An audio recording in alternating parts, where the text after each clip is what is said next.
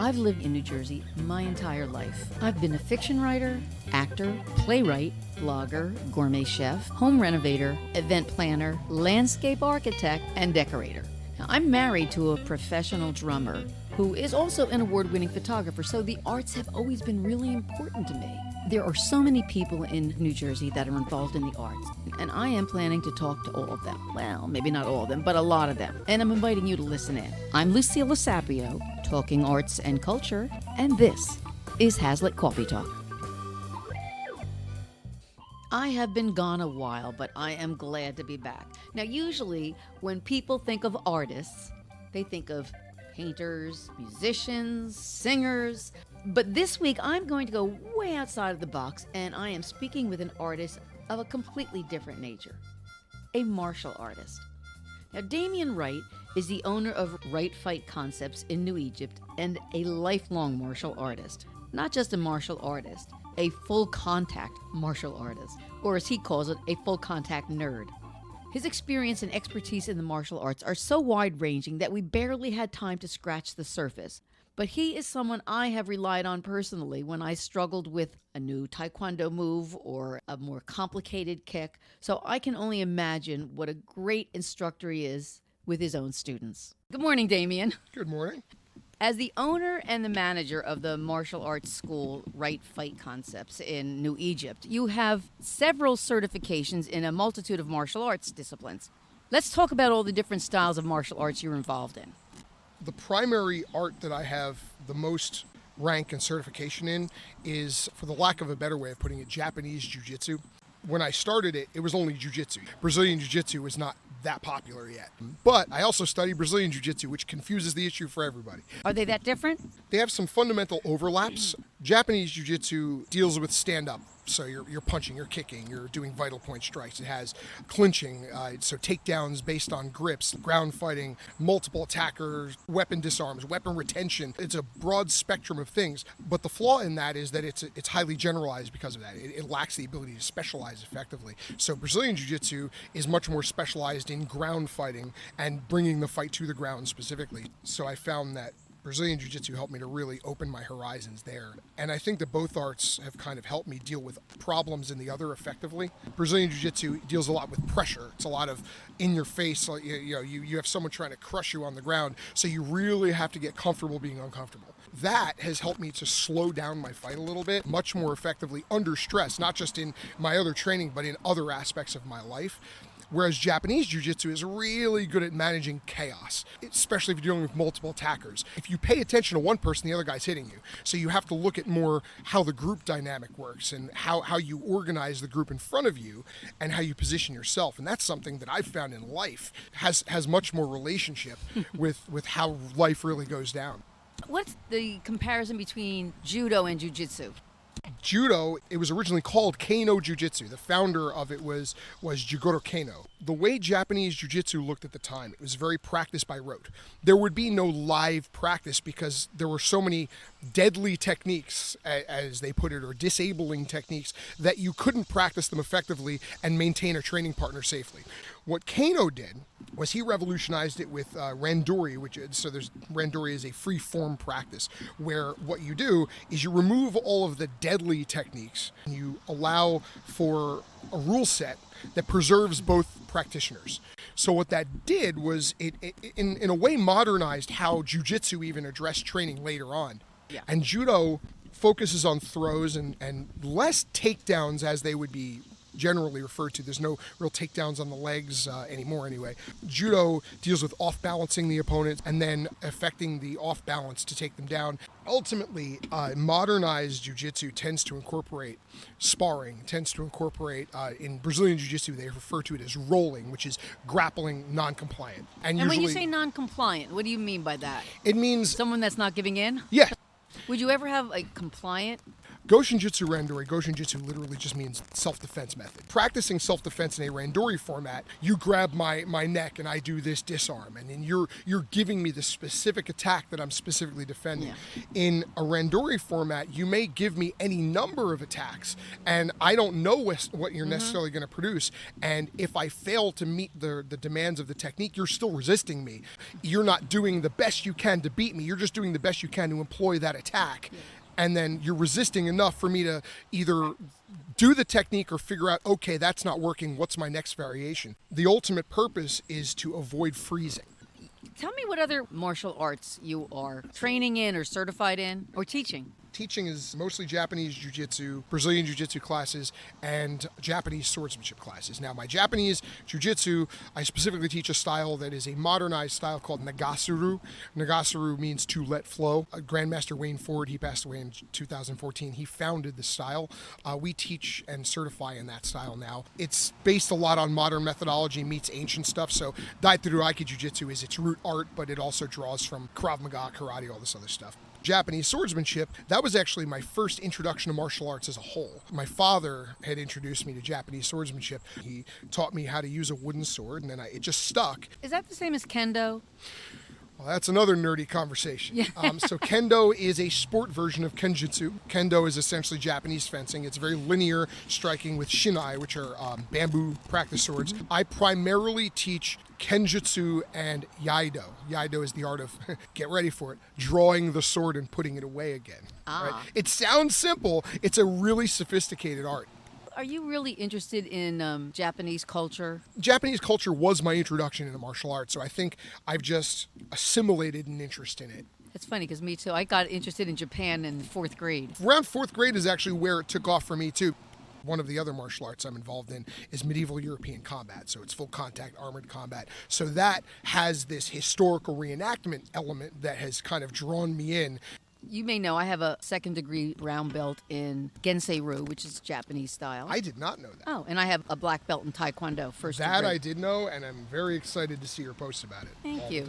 What do you think is the biggest differentiation between Taekwondo and Karate?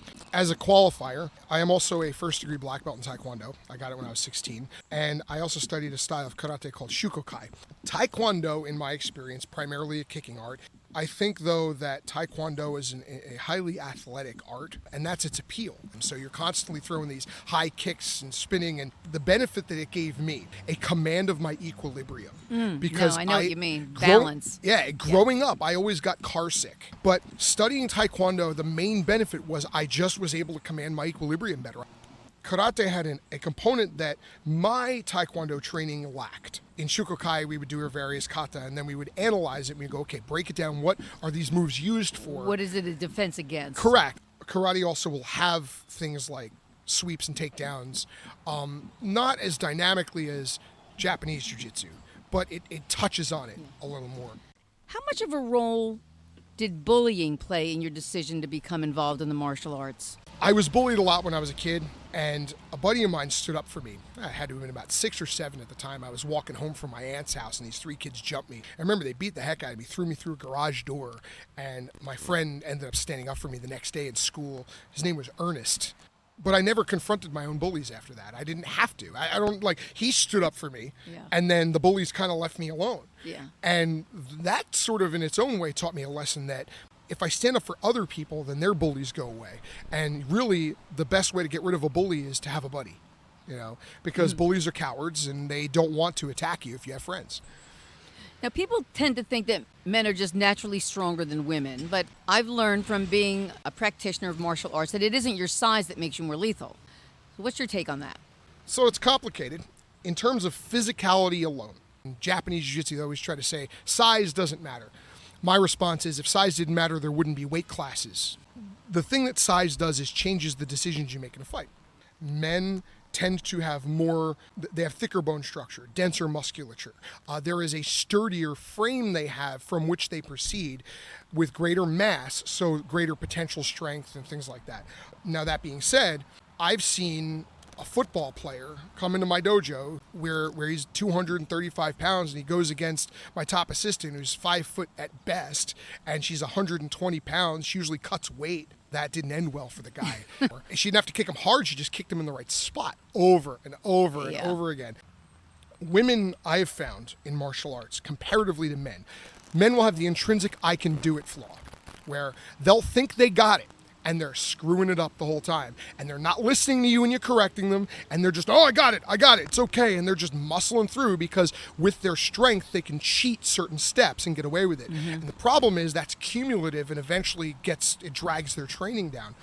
Women have the I can't do it flaw, where they'll be breaking every piece of the technique down, really understanding the details of it and getting it down very well, very succinctly, and they'll still think they stink at it. They'll be like, oh, I can't do this, because they're not doing it as well as the instructor at their 5th try. And I see it all the time. As a result, what I've noticed, and I've seen this with little kids specifically, in fact, I've had several groups of fraternal twins where it was a boy and a girl, and in every case, no exception, the girl progressed faster. The boy fooled around more. It was just like the boy wanted to exert energy and the girl got cerebral about the techniques.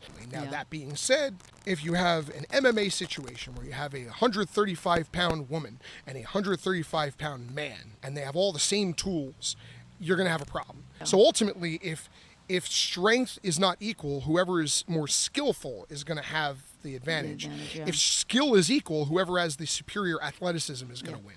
What kind of advice would you give a woman who is considering doing that? Well, first I'd ask her what her goal was. If someone's goal is fitness, I'll usually recommend something that has a lot of cardio and a lot of dynamic movement, a lot of kinesthetics, something like Taekwondo or Brazilian Jiu-Jitsu. If we're talking about self-defense, the first thing I would tell them is to get in a martial art that does live training and live sparring. Sparring is meant to teach you how to deal with timing, distance, balance, and movement in motion with somebody who's trying to do it to you too. I would give advice to a woman where I would say you really should get into any martial art that has that element. So Brazilian Jiu-Jitsu comes up again because it's live almost from the get-go. You're constantly training live. There's constant pressure. I hesitate to recommend Krav Maga because Krav Maga tends to go in very much the combative direction. And again, it doesn't deal with a lot of the self-defense aspect. If you are able to get a female instructor in any capacity, even if it's an assistant that's there, that's a really, really good sign that you're in a good spot. Getting a woman's perspective is valuable. What I would not recommend is a crash course women's self-defense class. Women's self-defense courses can sometimes teach you tricks and then trick you into think they work on the street. But it brings me to another point. The whole idea of balance, you brought it before, which is a really great reason for women, especially older women, to take Taekwondo. As you get older, your balance dissipates somewhat. So if you're doing something like Taekwondo, you're really building up your ability to stay balanced. Certainly. Also, not just balance, especially if you're aging, you're using your joints more productively. So you're actually avoiding degenerative knee issues, hip issues, things like that. And as well as bone density. Absolutely. The type of fitness that comes with age it's very different. You know, when we're young, we're like, oh, we want that beach body. When we're middle-aged, we're like, well, I want my blood pressure to go down. I want my bones to be dense. I want both. So there's a whole different definition of fitness that we have. So martial arts, do you consider them arts? Yes, mainly because their main vehicle of existence is self-expression. As a teacher, I am expressing some element of myself in that art. Now, the difference is I learned a series of movements that are called jiu-jitsu, and you're going to learn the same curriculum. Out of the 215 techniques or whatever that you have in your system, there's going to be 20 that you're good at. There's going to be 10 that you like, and there's going to be 5 that you can't live without. And your 20, 10, and 5 are going to be different than my 20, 10, and 5. It means that we're both interacting in the same art, but we're both expressing ourselves through the vehicle of that art. So obviously you can fight and you can handle weapons. Tell me about a time that you had to use these skills in real life. I was in a band. And we used to go to this pub. I can't really name them because I don't want to sully their reputation. But we were going there after a show. We're drinking, and we have a buddy who was out on the dance floor and doing whatever. And I guess there was a frat party going on, and a fight broke out. on the dance floor. Now, at the time, I didn't feel like I was in danger. I'm like, oh man, that's a fight. That's a fight happening. And one of my bandmates goes, oh man, Eric's out there. So I like, all right, hold my beer before that joke was funny. Yeah. And I waded in. And luckily, most of them were taller than me, and they were swinging for the head. So a lot of my situational awareness came in handy when I was wading through trying to get to our friend. And I got to him, and I grabbed him, and then he swung at me. So I ducked. I was able to slip and move. And I was like, Eric, it's me. And he looked at me. And it took a second from the process. And so I was trying to pull him away. So I didn't swing a punch, didn't throw a kick, didn't do anything. But situational awareness had me go into the situation and come out unharmed. And so that was a funny story. It's my sincere hope with my students that they never, ever have to use this in a fight. Unfortunately, I can't say that. I've been in situations where it has definitely availed me. But I think what it teaches me the most is how to get away from a fight. What are the Leeds Devils, and do they really do armored combat? Yes. So one of the things I've been doing since I was 17 is medieval European combat, specifically reenactment, usually with the Society for Creative Anachronism. The Medieval Scenarios and Recreations is the group that I'm more involved in. They're a sister organization. Basically, you get in 65 pounds of armor and you fight, and it's with wooden weapons and full contact and all that. So that's not what the Leeds Devils thing is. There's a next step up from that, and it's steel weapons, and they wear heavier armor. So the difference is there's no thrusting because you have steel weapons. And whereas with the wooden weapons, it's an honor system where if I hit you and you feel like a real weapon would have killed you, you fall down and die. If not, then I just keep hitting you until you go away. Whereas with this, you have to knock them down. Like it's a knockdown, drag out. And so there was this show on the History Channel some time ago, Night Fight. It was one of the producers is Andre Sinu. He's a very good friend of mine. I've known him for many years. And he and I spoke along with a very dear friend of mine and a student of mine, Paul Kennedy. And we figured out how to do this as a class and as a team at the school. So there's a worldwide league called Armored Combat Worldwide. They compete all over the world. I mean, they've done competitions all over Europe, all over, South America, all over different places. And so he forms chapters, like local chapters that then compete in chapter matches and stuff like that. So we didn't have a New Jersey chapter. So my school became the host of the New Jersey chapter. Mr. Paul Kennedy is the captain of the New Jersey chapter of the Leeds Devils, or the Leeds Devils name of the team. And they started, probably about a year ago or less. And since then, we've had 2 chapter matches. Well, you had a medieval armed combat event recently, right? They staged fights using the medieval weapons? Yep, it was August 14th. There was a chapter match between the New Jersey Leeds Devils and the New Hampshire Liberators. And who won? The Leeds Devils, 11-0. Woo! So, the Leeds Devils have won every chapter match we've thrown them into. They've gone out to do other things too, but I mean, I'll tell you, it started out as the newest team in the league, small group, but Paul Kennedy has whipped them into something, and my buddy Nick too. He's the second in command of the group. This guy Roland, who's like kind of the sergeant. He's an old grizzled knight from the other game that I play. They really whipped into shape this team that is just incredible. And we have guys who train in the Japanese jiu-jitsu who then do that. I would too if I had more time, or really any time, to do any of that. But it's really an awesome experience because it is entirely full contact. So it gives you that full commitment and full release. Yeah. Exactly. And because the goal is to take the guy down, there's a lot of throws that happen. So a lot of the Japanese jiu-jitsu comes in real handy. And I remember the first chapter match we had, and there's a video of it where I'm standing right by the list field, which is essentially the ring, and I'm coaching Paul as he's fighting with the team, and he's the last guy up, and he's grappling with this guy trying to take him down, and he does a full-on hip throw that we do in Japanese jiu-jitsu, and I'm screaming at the top of my lungs because I'm like, I know where you learned that. Yeah. And it blew me away. And man, the sound that other guy made when his armored self hit the grass. Oh, okay. What's the best advice you've received from another martial arts practitioner? I'm going to quote a very dear friend of mine, Grandmaster Danny Bolden. He's a guy out of Jackson, Mississippi. He's a karate and taekwondo guy. He has this simple motto. He has it written on his shirts. He'll say it in the comments whenever I promote a student. Never stop training. Never stop training, because it's ultimately, as I said before, your body is going to change, your mindset's going to change. So there's always going to be new ways to meet those challenges, new ways to train. And sometimes when the goals shift, when you hit a plateau because of something changing in your life and your physicality and your mentality, it's very tempting to give up because it's a new obstacle, and new is frightful. But never stop training. And what that means is to find a way to meet that new challenge, and find a way to express yourself while overcoming it. And ultimately, that's the best advice that I've ever heard. And it's been aimed at me. I've seen it thrown around me, but hands down, the single best piece of advice. And it seems like a simple idea. You and I, as martial artists, are never stopping our training. So to us, that's almost a given. It's a big reason why everyone's not a black belt. Right. But a black belt is simply a white belt who never quit. Yeah. Well, Damien, thank you so much for making the time. Oh, thank you for having me. I'm glad to be here. I love the arts and I love to talk, and that's why I'm talking to local artists. And if you like listening, then subscribe to my podcast. You can do it on this page, on iTunes, or anywhere you get podcasts. I'm Lucilla Sapio, and this is Hazlitt Coffee Talk.